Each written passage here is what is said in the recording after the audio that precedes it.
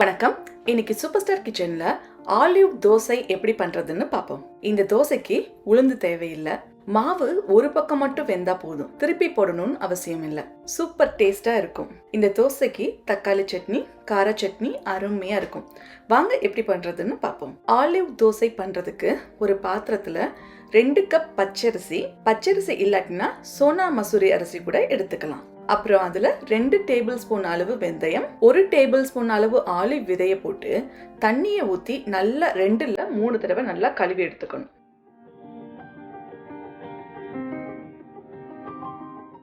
அப்புறம் அதுல அரிசி முழுகிற அளவு தண்ணியை ஊத்தி 4-6 மணி நேரம் ஊற வச்சு எடுத்துக்கணும்.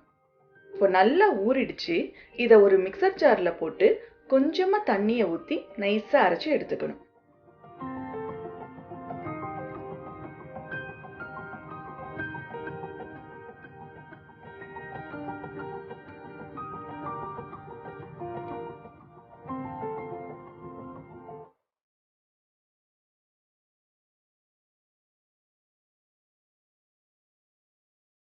அப்புறம் அதுல தேவையான அளவு உப்பு போட்டு நல்லா மிக்ஸ் பண்ணி 8 மணி நேரம் அப்படியே விட்டுறணும். அந்த மாவு நல்லா புளிச்சிடும்.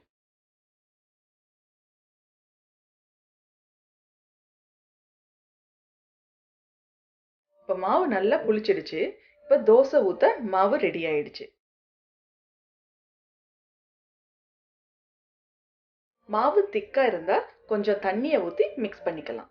இப்போ தோசைக்கல்ல மீடியம் ஃப்ளேம்ல வச்சு சூடு பண்ணணும். கல்லு நல்லா சூடானதும் கொஞ்சமா மாவை ஊத்தி ஸ்ப்ரெட் பண்ணணும். இதுல நெய் இல்லாட்டினா எண்ணெயை ஊத்தி வேக விடணும். இந்த மாவு வேகிறது நல்லாவே தெரியும். கலர் சேஞ்ச் ஆகும். இந்த மாதிரி இருக்கும். இப்போ மாவு நல்லா வெந்து தோசை ரெடி ஆயிடுச்சு. இந்த தோசைய திருப்பி போடணும்னு அவசியம் இல்லை. இதை அப்படியே எடுத்துடலாம். ஹெல்த்தியான தோசை அருமையா ரெடி ஆயிடுச்சு. டேஸ்ட் கொஞ்சம் டிஃப்ரெண்டா இருக்கும். ரொம்ப ரொம்ப சூப்பரா இருக்கும். நீங்களும் உங்க வீட்ல இந்த தோசையை ட்ரை பண்ணி பாருங்க.